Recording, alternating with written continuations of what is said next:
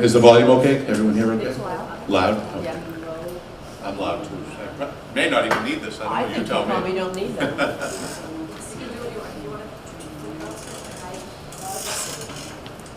Okay, welcome everybody. Thank you for being here tonight, and thank you for coming out to see our presentation on the water and sewer system that we have. We'll do the presentation first, and then we'll go into a question and answer session. After the question and answer session, then we're going to open up for our new water and sewer director at the Enterprise Fund, John Deluca, who will then open the public hearing and talk about the proposed rates for fiscal year 2018. Tonight, we're going to start off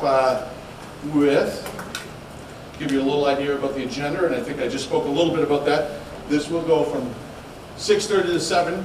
We'll do the presentation with the Q&A, and then 7 o'clock we'll open it up for the public hearing, and afterwards we'll stick around, follow up with questions and answers for you if you want to talk a little bit more in depth. After that, we'll go right into we'll skip right over it right now. We'll go into the water and sewer services. It's a core function for the city. With the MWRA service and support, we provide water and sewage for the public health, public safety, and fire suppression. Maintaining the public health, making sure that it's sanitary, making sure that we deliver potable water to your homes and businesses, and public safety across sanitary sewer service, but also we go into public safety and we go into maintain water for fire suppression, for life-saving support for the fire department. The systems are pressurized and the hydrants need to be maintained, and making sure that the water gets there in adequate flow to put out fires is our number one priority, and to make sure that you have serviceable, drinkable water as well. After that, we'll talk about the separate enterprise fund. Water and sewer, though it's the water and sewer departments, are each individual enterprise funds and maintained separately, so that the money raised for sewer expenditures, the revenue raised there goes right to the sewer expenditures and maintaining that system. The water, likewise. It can only be used for the water and sewer expenditures and to maintain that system separately. It doesn't go to the general fund, it doesn't offset taxes, it doesn't get into anything like that. It stays right in its own entity. Rate changes for this year. When we open the public hearing, John will talk more about this. As discussed last year with the water rate study, the proposed rates were 0% increases for water for the next 5 years and 5% increase to the sewer for the next 5 years. We are holding to that promise that we made last year, maintaining that. So there will be no increase for water. There's a 5% increase on the sewer and no change to the base rate. That'll stay static as well. Next up, what drives the increase? Why the 5% on sewer?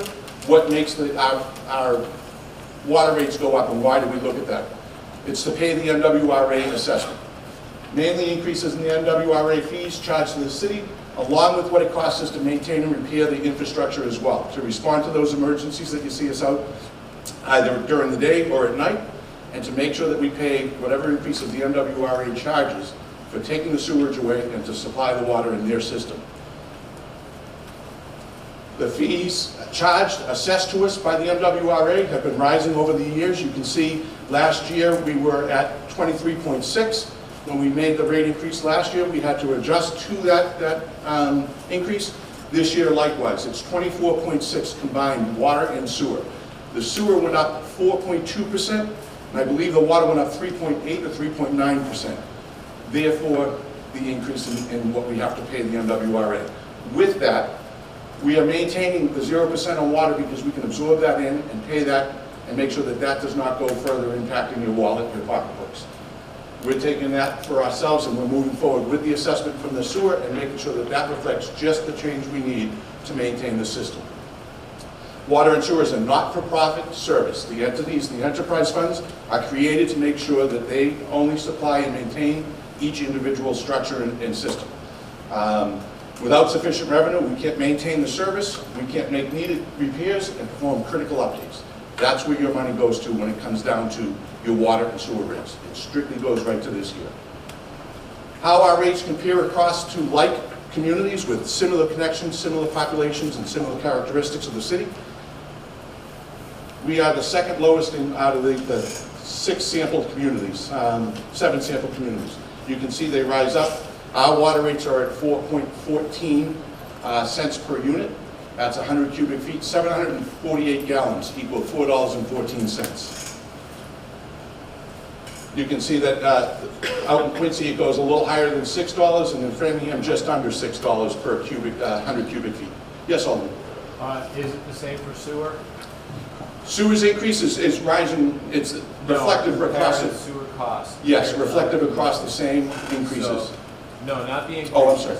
So do you have an equivalent slide to this one for the sewer water usage rates, sewer usage rates?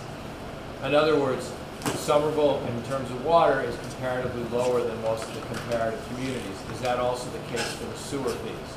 We do not have that slide, but I'll get that to you if that's okay. And for those in attendance, thank you, Alderman Needham, for coming out and taking part in the community forum tonight. I will make sure we follow up and we have that, and we'll post that on the website as well to follow up with this presentation. Because we all know our sewer rates are twice as high as our water rates. So. Yes. So I didn't know that, so I wanted to ask why those towns and cities, Framingham City now, so what makes us similar to them? Our population? Yeah. It's sewer connections, it's the amount of sewer connections, it's the characteristics of the population demographics, and MWRA looks at communities. These are all MWRA communities as well, so they have the similar trait that we are purchasing both water and sewage service from them. They put us in a lump sum, they look at us from that characteristic, and so when we get our reports from the MWRA, talks to us about our individual community, but then like communities as well to see where we all compare with each other. Thank you. How does our 5% sewer usage rate increase compare nationally? You can see, according to the National Association of Clean Water Agencies, projected rate increases for the average wastewater utilities through 2019 is between 4.5 and 5.1%. We're right there nationally as everyone else across the country. What's different about us, the characteristic that we look at when we're talking about this and what puts us at the 5% is the age of our infrastructure, the quality of our infrastructure, what needs to be repaired because of the deteriorating effects that are going on underground. And then we also look at, let me think, there's one other characteristic that I want to make sure that we made note of. Bear with me one moment. The amount of combined sewer and stormwater. So we have a CSO, combined sewer system, right? And those, we have drainage stormwater going into our sewer, and that increases the impact on the MWRA assessment. It increases what we're sending to Deer Island to be cleaned. Our characteristic is a very heavily mixed use. Other cities and towns across the country may have them separated already, so it's hard to define us in the same category, but you can see even with the strong impact of the CSOs, combined sewage, we also have staying right with the national average, given all the work that we have to do and the characteristics. Yes? I don't know what that means. So, combined sewer, you have stormwater that flows into your catch basins, and you have sewage being taken away in the sewer systems. They're combined, so that all them, the majority of the system is combined. So our efforts are to start removing those, to separate them, so that what we send over to the Deer Island plant process less, hopefully reducing our assessment over the years. Discount for low-income seniors. So last year during the rate study, we looked at this and the mayor's office said we want to do a discount, an exemption here. And the alderman sat through many, many hearings and many conversations with us and backed this and approved it. And thanks to Alderman Needham and the rest of the board, they approved this back in the budget season of 2016. What's taken us so long to enact it is because we have an old data system, an old information technology system that can't handle introducing new systems and new components to it. We are in the process of converting over to a new system what the rest of the city is on, Munis, and that system can handle it and then can handle the exemptions on every bill. What we're going to have to do this time around, everyone that's eligible that's receiving the property discount right now has been quantified. We've looked at your bills, we've looked at what the 25% exemption is going to do to your bill, and then we're going to send you out a letter detailing in late May what the program is and what you can expect from us in the future. As of July 30th, the fiscal year will close. Once that closes, we will then calculate from July 1st of last year to June 30th of this year what that total exemption equates to for your bill. So we'll take your bill, we'll look at it, we'll take all the charges that you received, reduce it by 25%, put that on a calculated itemized letter, and mail that out to you. Because the old system can't do it, we have to do it manually. Yes? I remember last year when this came up, and we had a meeting a year ago. One of the things that was brought up also was actually a couple of things. Who was included for low income, and what about low middle income? That was brought up, and I know because Joe said he was sitting with me, and we brought that up to find out there is a difference between low income and medium low income, all right? And we wanted that to be looked at. Did you look at that? Yes, and so to that, our next slide will take us to the answer or to some commentary about that. And this is an area where I am not very well versed in, but I can tell you that over the last year I've learned a lot more about it. The statutory requirements for property exemptions mandated by the state, they tell you what the 41C and 17D eligibility requirements are and what the income components, what you'll see here. These are the requirements to be eligible for the 41C and 17D programs. It's not something we define. It's something the state defines, and then we enact. What we're doing is following the same program that the property exemption has applied and copying that over into the water and sewer department exemption. So if you own a property and you're getting rent income, is that, are they basing that on rent income, or are they basing that on what you get for Social Security and you have to have a job? Eligibility, both are defined as these two programs. Income, there's no asset, there's an asset limit of $58,000, an asset meaning you must have less than $58,435 in stocks, bonds, investments, cash, but your property is not factored into this. So your house is not factored into this to remove you from that, because no one would have a house that keeps them below this income in summer. But, right, so this eligibility requirement. So how do you know someone how do you know what they have in stocks and bonds? Well, this is something that 401, is that including 401s? Yes. So let me say, your asset level is determined when you apply through Mark Levy's office at the assessor's office through the city. It's not something I'm well versed in, but we can get you answers to this, and you can always call the mayor's office or the alderman's office, and we'll make sure there's plenty of information available, but it's statutorily defined. We do not define how this happens. It comes to us from the state, and then we just follow through and make sure. Now, there's an application process that goes hand in hand up in Mark Levy's office at the assessors, and that's going to apply here as well. When you go to apply for your property exemption, you're going to get the water abatement or water exemption paperwork at the same time, and it'll be processed as you go forward. If you qualify, you'll receive word, and you'll be out of it eligible for this. I can't speak too greatly into how they came up with this. I can't speak to what the rationale was behind it, and I can't speak to what the process is of how the assessor's office brings forward that information and qualifies it or reviews it. I'm happy to have someone from the assessor's office call you tomorrow if you want to leave me here. So what about people who do get the property discount already for 5 years? Do they have to go and reapply again to get this? Yeah, so when you get your property exemption, you're going to get, when you reapply every year, and when you get your property exemption, it's not every year? Yes. It's every year. It's every year. You have to apply. So when you reapply, if you're receiving it now and you reapply, then now you'll be eligible for this, and the paperwork will go hand in hand, and the systems will now tie into each other. So that in the future, it's going to become a smoother process, an easier process to qualify and attain your eligibility. Any other questions on it?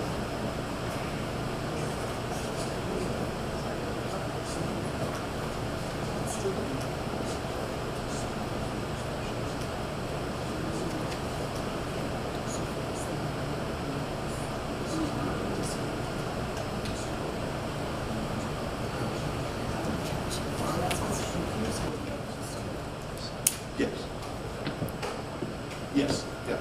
And Mr. Beanie just asked me to make sure I reiterate, it's a 25% exemption. So when the calculation's done, that 25% will be deducted from or be calculated from your total annual bill and then applied to your account as a credit this year. Until we get the new system in place, one it will then automatically apply each bill.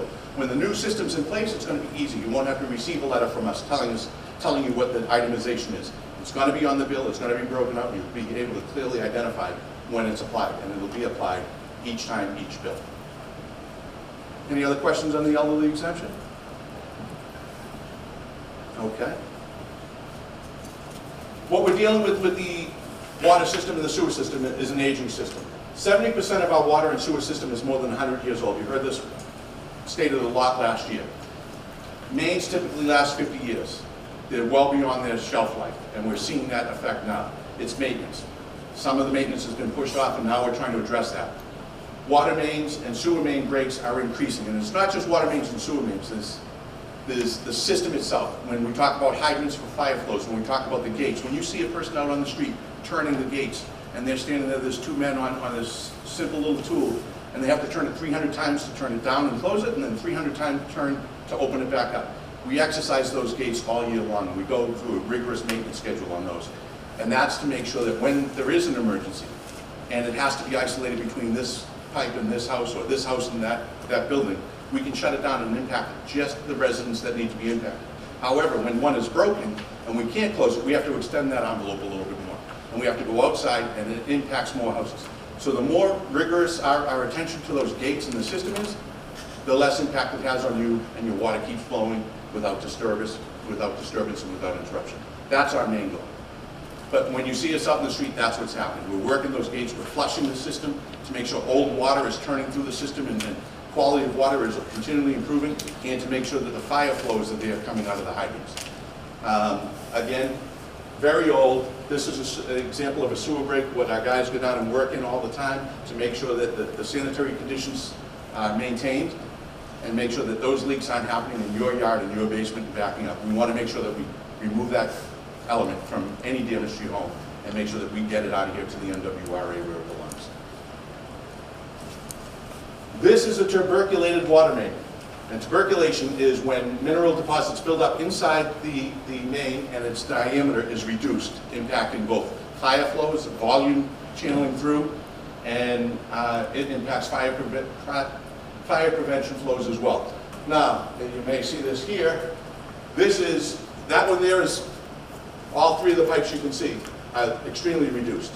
This is a cross section of what the inside of a water pipe looks like. You would say, well, that's pretty nasty. Is that what my water's going through? And is that what I'm drinking from? All of this is mineral deposits that are in the water, even when it tastes good. It does not improve, or it does not negatively impact the water quality. It's just built up inside. And so that happens automatically. It's minerals that are just deposited, catching, and we don't want to see that. We want to try. But unfortunately, if I did a cross-section of all of the pipes in the city, we find a lot of these, and that's throughout the country. New England is notorious for the tuberculation. Again, don't fear it. It does not harm you. It does not impact you. But it does impact the flows that go through it. It will not change the taste, the color, or anything else. We'll move off at tuberculation, which is a fun word if you want to use it later on. I know Denise is very happy to have learned it tonight. If it breaks, the city has to fix it. So when we have a sewer break or we have a water break, we have to go out. We can't allow that to maintain its bad form. It can't be let to be in disrepair. That's water that's leaking underground that's costing the city money. The sooner we get to these repairs, when we do call, or if we can't call, if we have to get to it right away because it's coming up out of the street and impacting public safety, we'll get it shut down and then get a notification to you. So if you ever see the guys out in the street working and all of a sudden your water's not working, but you didn't get a notification on the door, you didn't get a reverse 311, know that it's only because we needed to get that shut down. Not just for the financial impact, it's for public safety, so cars can pass the road so there's no damage going into basements. There's a bigger reason for that. But our common practice, our standard practice, is to get out there, put flyers on your door, and get a 311 and get the areas that are going to be impacted noticed. Sometimes, like what I talked about, we have to go out a little bit further, and that other people may be impacted that weren't on the notification. It may impact you. Know that it wasn't intentional. We didn't leave you off the notification. It's just while we're out there, something happened. We had to go a little bit further. So the city owns and maintains 125 miles of water mains, 128 miles of sewer mains, 29,462 service connections between water and sewer, and then 4,000 manholes. And when I talk about the need to maintain the hydrants and the gates, manholes as well. Those are structures that your car is driving over every day. You don't want anything collapsing and have your car go in. I know Alderman Needigang will call us all the time when he sees a catch basin collapsing. He makes sure we get out there and plate it and get it repaired as quick as possible. All of these things are a public safety issue, and it's also, you know, our service that we need to provide to you for the revenue that we generate. Proactive is better than reactive. Obviously, if we can get to it ahead of time, we do the maintenance, we do the capital improvements, and we make the changes that are necessary before a break, it's far less expensive. It's done on a systematic approach. It's done on, you know, after analyzing the system, cameraing it, looking at what is the aging structure versus, you know, one that can survive a little bit longer and what's vulnerable. We get out there and try and take care of those right now. But this is not going to happen overnight. This is going to take a little time for us to get to these and get the plans and programs in place that'll help maintain that system. Yes? Right, with all of the new construction that's going on in the area, all the new apartments that are going up, is our system able to handle the extra water that's going to be needed for all these new buildings? And not Yes. have them on both sides of them? And are they strong enough to handle that? Yes, yep, and so what we also do is when those developments come in, and I think Rob King could probably speak better to this than I, but as far as our system goes, can we maintain it? As development comes in, we increase what the capacity is, and Rob can speak to how we go about making sure that the city is handling that and moving forward with it. Without getting into too much detail, any new project that occurs in the city has to go through a review with the engineering department. They do both the stormwater analysis and also a sewer analysis. There can be no increase in stormwater leaving a property when it's done versus what was leaving the property prior to the start of that project. So at a minimum, it's not going to get worse. Depending on the type of project that's being done, it will actually get better as well. So it never gets we never increase the amount of stormwater that's leaving the project site. Even though there's more people that's living in this, you know, they're putting up apartments and- Yeah, exactly. So as it relates to Commercial and everything. I'm just wondering, because I have it on both sides. Sure. As it relates to sewer, if they hit certain thresholds that they're going to be increasing sewer volume leaving the site, they're actually required to do mitigation or pay for mitigation in the city system that creates that capacity that you'd be looking for. Exactly. Yep. So Rob makes a very important statement about the sewer, but also on the water. When new development goes up around you and that envelope expands of what our system has, it's creating more use and more draw in the system. So water is circulating through the system more often, improving the quality to make sure that there's no lingering water that goes bad. And when I say goes bad, it's not sitting there for aging. We have a system that's very robust, it's constantly moving, and those developments will help draw that through. And a lot of places that you're seeing it is in areas where there may have been a dead end or in areas where the system dead ended and we had to have a circulation, and now this is helping to draw off of that and improve it in that area. With that said, this again, the agenda for tonight, public hearing. We'll hear public testimony at the public hearing. Director John Deluca is going to open it up at 7 p.m. We'll also have it open for written comment through 5 p.m. Monday, May 22nd. So if you want to submit something, either paper, you can submit it to our office over at Franny Road, 17 Franny Road. And you can also submit it to our email, waterandsewer@somervillema.gov. We set up an email just to handle any public testimony that anyone on the public wants to, that couldn't be here, they can support or send in their testimony. And anything you say here tonight in support of, with respect to the proposed rate changes, will be recorded and added to the testimony and given to the aldermen for their consideration. And that is all I have to say with respect to the public hearing. It is now, what time is it? 7:02. 7:02. 7:02. We can open the hearing. And my part is done. So any questions, please, afterwards, I'd be happy to talk. We're going to continue questions and answers after the rate hearing. But I'd like to open up the rate hearing. My name is John Deluca. I'm the new Director of Water and Sewer for Somerville. So I'd like to officially open up the 2018 fiscal rate hearing. And as we did see on the slide, it's a 0% increase for water and a 5% increase for sewer. So we'll be glad to take any testimony that anybody may have. I have a question. Since we are being charged, since we are being charged for having water meters now, which is new, and it's every time that the bills are sent out, I would like to know, I was hoping that someone would bring that up tonight or show us something. I would like to see where that money is going. Do we have any kind of a financial report on that so that we know where our money is going? Since that was a shock to all of us last year when we found that out. And secondly, since we're getting that money, can't some of that money be used to pay for this sewer increase that we're getting? And if not, then I think it's what should be discussed is maybe reducing the charge that's being charged to us every time we get a water bill for the meters. And I also would like to know what city and towns are also charging their people for the water meters. I mean, every time we come to these meetings, we're being asked to dole out more money, more money, more money, more money. But last year's meeting was a big concern for all of us because we've never been charged for water meters. And it's not a once a year charge, and it's not a one-time charge. So I would like to see where that money is going. I'd like to see some financials coming up there, and I'd like to know why we can't use some of that money to go for the sewer charges. And I know that isn't part of the Green Line they're going to be doing in Union Square. The reason they approved the loan was to get some sewer money or something to do some water works down there and through the city. I mean, you know, I understand that it's, you know, we have some old pipes, but I got to be honest, and with all the construction that's going on, I mean, you're making money. I mean, there's so much construction going on. The commercial people are being charged more. I just would like to see where that money has gone. I've never seen anything except we're charging you and it's on your bill.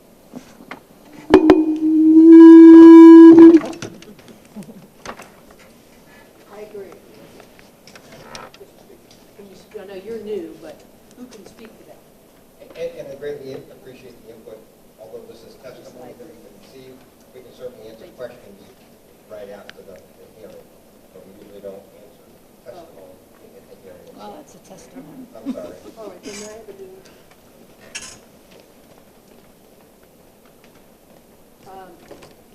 So in addition to liking what she said, I would like to know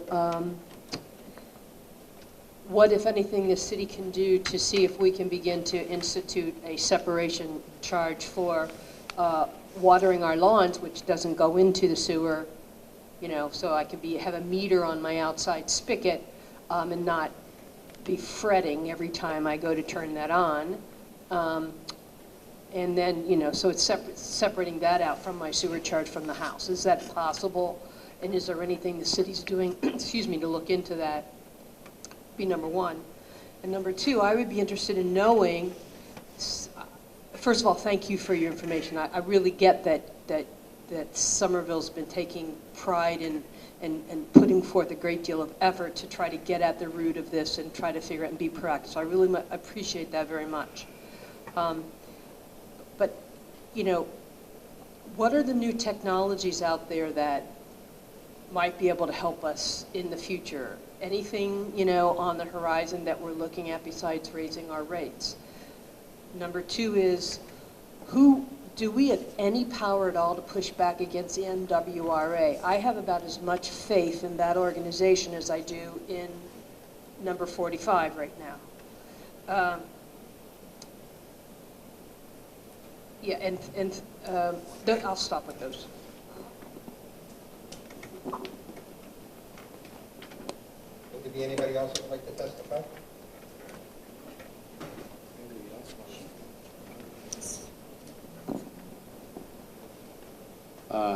Hi, I'm Mark Niedergang, 29 Conwell Street. I'm also the Ward 5 Alderman. I wanted to second Pat Arcady's comment about outside water meters. I've had more than half a dozen constituents contact me, many of them having spoken to other people who would like to be able to have a separate water meter to use on their garden so they don't have to pay the sewer charge as well. And I would encourage you to look into that and see if there is a way that it could possibly be done. Information's been shared with me that a number of other cities and towns in our area do have separate water meters for outside use, and you know, people are not convinced that if they can do it, we can't do it. So thank you.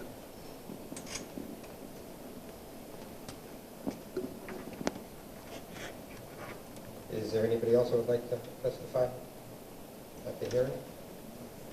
Seeing none, Just wondered, well, poor thing, she has to keep running back and forth. it's okay. Have you ever published, maybe I just haven't read it, is there like do you have a vision or your arms around, like if there was like a rich entrepreneur that said, hey, Somerville, if you could fix your sewers in 2 years, here's all the money. I mean, do you have a bottom line of how big this project is in terms of dollars and cents? And is that how you then backed off and charge rates, or you're just like, we're doing the best we can? I guess it's testimony that John can. We're going to open it up for questions in just a few minutes, and we'd be certainly happy to answer that. I apologize with the hearing and the protocol we're going to follow. The testimony is to be given during the hearing, and then we can then close the hearing, continue to take testimony for a week, and they can send that testimony to water and sewer at somervillema.gov. That would go directly to myself. So I'd be happy to hear that with anybody that would like to do that. Is there anybody else who would like to testify? Well, seeing none, I can actually close the hearing, other than additional comments via email, and of course by mail if they'd like to mail it or drop it off at our yard in Franny Road. And we can open it up to actual questions now. And I do apologize for that. It's just a formality we needed to follow. And in answer to your question, you know, I don't historically, I'm here a week, so I apologize for that. So some of my lack of knowledge, but historically, yeah, other cities and towns do at times do meters for irrigation. Most of the other cities and towns, some of the things that it calls for is you need to plumb your plumbing in. For an irrigation meter, you need to have a backflow prevention device on that. And then there's a different rate for the irrigation meter. In some cases, by the time homeowners get to spend all the money to do a lot of the plumbing, if they don't have a large garden or a large area to water, it sometimes isn't beneficial. So they really do need to look at the costs at that. And I do understand your questions about the meter itself. You know, we get charge meters, we get charge rates. Really, where does that go? And initially, there's a meter put in. Statements. Oh, I'm sorry, the meters, yep. And, you know, the meters are put in, and we do, and we try, and we're working towards a meter replacement program. And that's going to help with more revenue, it's going to be more accurate, we're going to help with that program. But those are expensive also. And we absorb that cost moving forward every 10, 15 years to replace these meters. If it breaks or it's cracked or it's not protected by the you know, freezes up now when it's cold, then we do wind up charging the homeowner because it is really their responsibility to make sure that that meter doesn't freeze up and is okay and protected. Sometimes people break them and hit them. You know, so we do recoup that cost at that point in time. When you talk about the meters that are outside in the house? They're outside in the house is just a reading device, but the meter itself is usually in the basement area, that type of deal. So, and you know, and also you had mentioned about the base charge. From what I've been told in the last week or so, and again I do apologize, it's only the last week, but we've been underfunded for a long time. We've been pushing a lot of problems. Just being here in a short period of time, and I've been in the water and sewer industry for 33 years. Previous, I was at Boston Water and Sewer, and then I was at the town of Framingham, now the city, and now in Somerville. And I've seen an awful lot of infrastructure deteriorate, and it's very similar to Somerville. So just looking for a short period of time, we have an awful lot of work that needs to be done here. And we have a very old system, we have an old tuberculated water system, and we have an old shattering sewer system. The problem with the sewer system that we do have is it is combined, and that's extremely unusual in today's industry. So Boston, when I was in Boston, it was combined at that time. They've been working diligent to separate that system. And as we need to do, we need to work diligent. And I know Rob and his group have been getting a great handle on trying to get to that point where we definitely need to split that system. We can't have that rainwater go into the MWRA. We can't pay all those fees for the rest of our lives. It just can't happen. So in splitting that system, we need to fix the system. We can't leave it deteriorating. And then we have to do the water while we're there. So we have an awful lot of work that has to go forward. It has to be done. It's been neglected for far too long.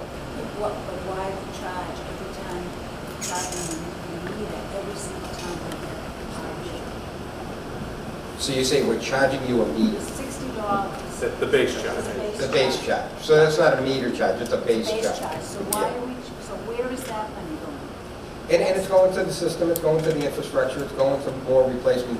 The reason we, from what I'm told again, that we started the base charges, everything was based on volumetric.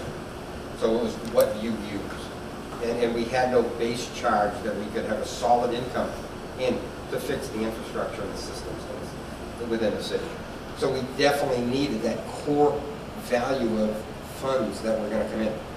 And then volumetric on top of that in order to move forward to get a lot of these projects So done. we have some sort of a chart or something to show us all the money that you've taken every year and where it's going and why it's that high. I mean, I still don't understand why we have to charge every time water bill comes up. I understand what you're saying. My question, and a lot of people, is why it's charged for every bill that comes up. So if the bills decide to come out every month, are we going to get charged every month? Well, I believe it's an annual fee based into... It should be once a year then. If you're going to put a fee, it shouldn't be on every year. It should be once a year, and that's it. I don't understand. And I think it was probably broken up just to ease the burden for people to pay. So and if they had to base it up into 12 payments a year, then it would be cut into 12. Correct. If I could, and I might be able to help a little bit where John wasn't here when we went through it. So when he talks about the volumetric rates going to, all the repairs, and what we didn't have is any money to pay for the administrative costs that go along with that repair. The billing, the components, the KP infrastructure, the MTUs, all of the AMR, the automatic meter reading system, that all cost money, and our volumetric rates were being eaten up by that. So the money we were raising off of the selling the water that goes back into repairing the system itself was also going towards the administrative cost.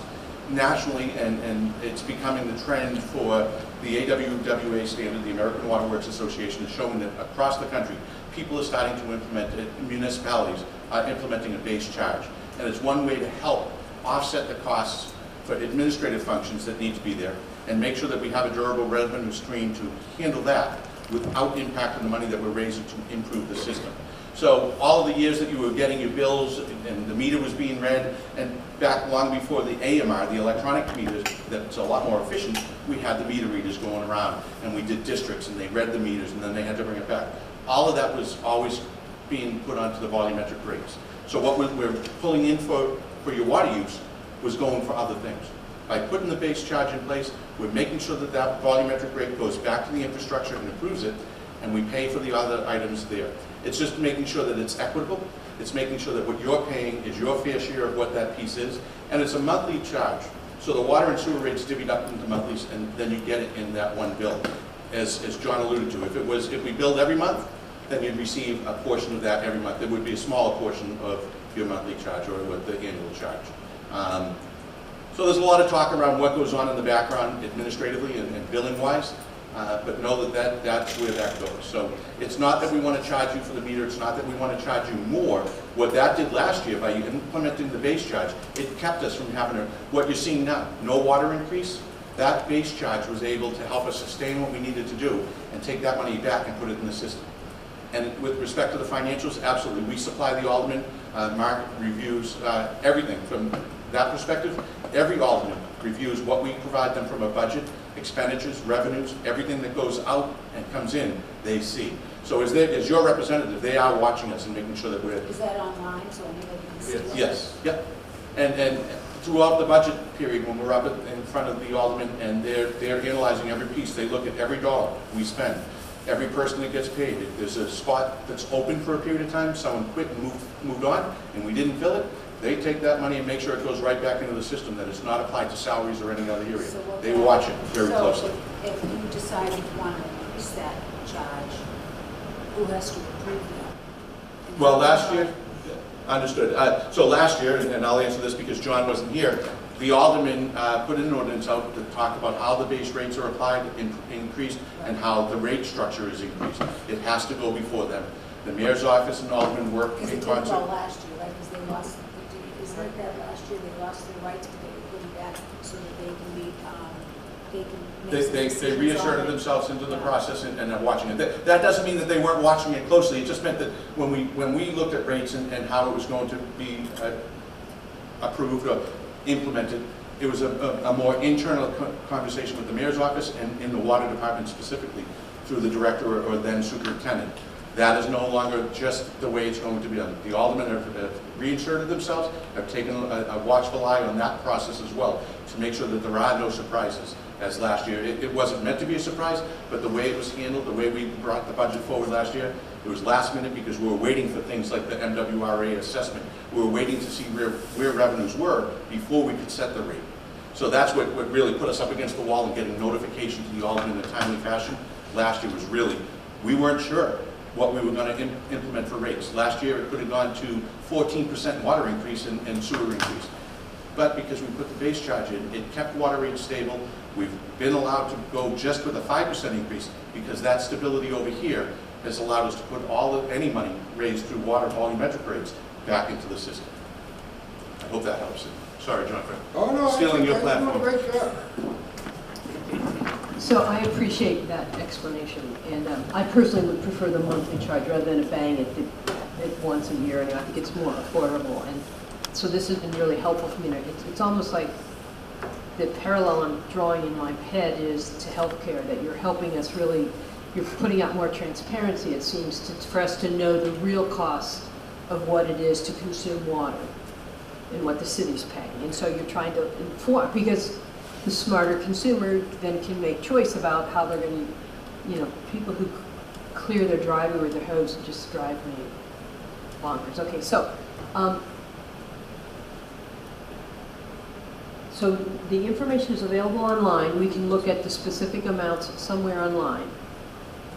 Where is that? You can go to the finance website. Yep. The city does, after it closes each month of the fiscal year, is post revenue and expenditures. Yep.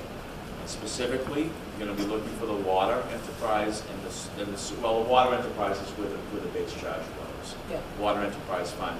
And you'll see to date how much has been collected in usage and base charge and other types of revenue. And so the other two questions I posed at the time when I should have been making statements, I guess, are do we have any efforts or ability to push back against the MWRA or ask for higher accountability for what exactly they're charging the cities for? And are there any innovations that you're working on that can, I mean, like this new meter system, software system makes sense, right? But what other, like, if you're telling me you pay two guys to stand there and twist something 300 times one way and then 300 times the other way, it seems to me there should be a gadget that goes John, And they do have this. There are devices out there. Unfortunately, those devices cost money. right, sure, yeah, nothing's free. So, we will look into that to see if we can start working. And again, I'm just here, I'm new. We do have a lot of innovations out there that we can start. One of them is lining a sewer pipe instead of replacing it, if it's in good enough shape to do so. Yeah. We can actually come in and put a liner in there to help save that pipe and get another 30, 40 years out of it. these are the things that we need to look at. And there is technology out there that we really look at every time and see what is the best to apply to this situation. As far as the MWRA, I've been dealing with them for well over 30 years. I haven't found a mechanism to push back on them. Basically what they have is they have a system they have to run. They have expenditures they have to maintain in order to maintain the system, and they take their budget, they split it up with amongst the cities and towns that join their system, and also, and that's how the assessment is given out. Also, given they're under a lot of constraint by DEP to ensure that the harbor is clean, and certain situations that they're under scrutiny for too. So, haven't actually found a way to do that just yet, but luckily they don't go up in double digits continuously, which is a good thing, because all of us can't afford that. So we hope that we continue with these small increases if need be, and try to make them as manageable as possible, still manage our systems with the funds that are given us, and try to serve potable water that's healthy and drinking, and take the wastewater away, and again, still trying to split the system from the rainwater and the sewer. So we've got an awful lot of work to do here. Can I just speak one real quick, John? Pat control? So you brought up a very important piece, and it's one of the things that I'm very happy with. What happened last year, there was some good that came out of it. And the way I look at it is there's more people coming to a public rate hearing. Yeah. In previous years when they were held, advertised, put out there, no one ever showed up. They were open, the rates were imposed or read into the record, and then the hearing was closed. You're here. So that activism, that attention to what's going on. I'm feeling the pain. Well, I'm feeling the pain. Understood. But it is definitely something that came about. And so when you go to the city website, and you go to departments, and you go down to finance, and you find that link in there that shows it, it's always been there. But more people are paying attention. Yeah. And to that point, you speak of technologies that help improve the city's, one, transparency and communication, but also your ability to manage online your system. We have on our website, at the water department website, Aquahawk. It's an alerting system that allows you probably get a call if you use a high consumption, there's a leak, you may get a call from our department saying, hey, listen, this is a critical consumption alert. Just to let you know, it's a courtesy. We're calling to let you know that we've seen an unusual All spike. summer long I got it. It's Right. like, Yeah. okay, connect the dots, it's summer, plants. It takes some working in the system there to get them to recognize that they're calling certain accounts over. We make, on average, 125 to 150 calls a day. Yeah, she sounds really bored. Yeah, she's like. So with that, you can go. I know. This is a courtesy call. Yeah. I know, it's a canned message that they're leaving, right? Yeah. But you can go online to Aquahawk and sign up, and your account and your name are all you need to get in What do you and call register. Aquahawk? Aquahawk. So you're watching. H-A-W-K. Yes. I'm Yep. thinking of HOC. You're being very alert, and you're watching your system, and you're able to see what your usage is. You Okay. can set parameters. So if you don't want to get those calls, you can say, listen, don't worry, don't call me. I had a busted pipe, and I figured I must have gotten on that list because I had a broken pipe at one time, and I appealed and said, you can come see the damage. It didn't go into the sewer, it flooded my basement. So, and you came and made an adjustment. I was very appreciative. We're happy we're able to help. But that helps people both budget and to be alert. We have a lot of people who go down to Florida or wherever they go during the winters, and they're away and their pipe bursts. They get a text message, they get an email, they get a call. It's automated. You can get that, and you can set the parameter of what it is. And then to your other point, you mentioned technology that can help turn gates and make it easier. It's out there, there's no doubt, and it's one of the things John looked at when he first came in. He looked around the system and said, what tools don't we have? Now, years ago, long before I got here, so obviously long before John came in, the city purchased a gate turn. It's taken some time to figure out why that didn't work, but what it is it's a very powerful machine. You get it on. It was our system so old, that gate turner works great in a new city and new infrastructure. But on our system, the torque was so bad, it snapped a lot of gates. Retired. Put it aside. But now John is aware of systems that are in place, and he's been in the field a lot longer than I have and knows more about what can go on underground and what tools are there. So I expect to see that we'll see some improvements to that. But he knows of systems and pieces out there that can go in there. They can use it at Assembly Square and the new Union Square now, right? Right. So that there are applications for it, and there are applications that you'll see John put in place. So I'd say over time, you're gonna see John have his impact, and you're gonna see, be very happy that he's here as your But director. do you have a number in your head of how big the problem is in terms of dollars and cents for the piping, for the pipes replacement?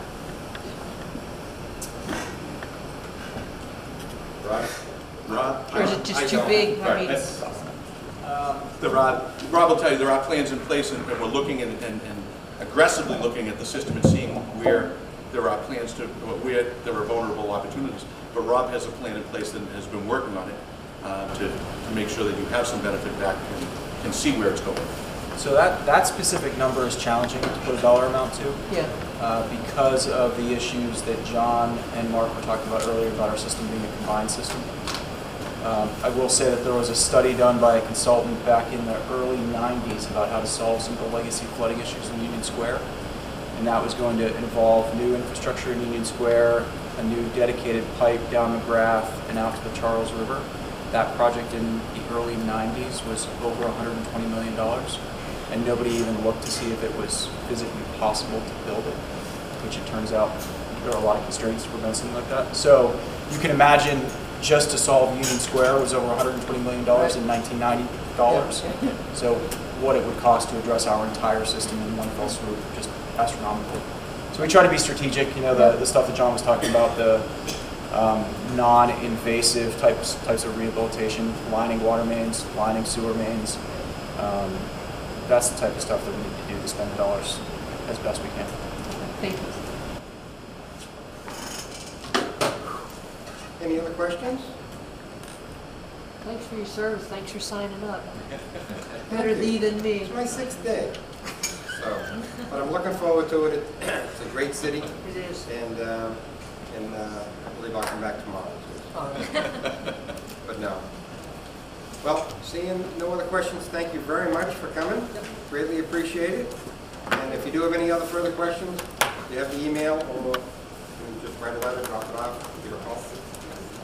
Thank you. I live right by your office, my friends. Appreciate it. Thank you. Thank you, Ben. Thank you.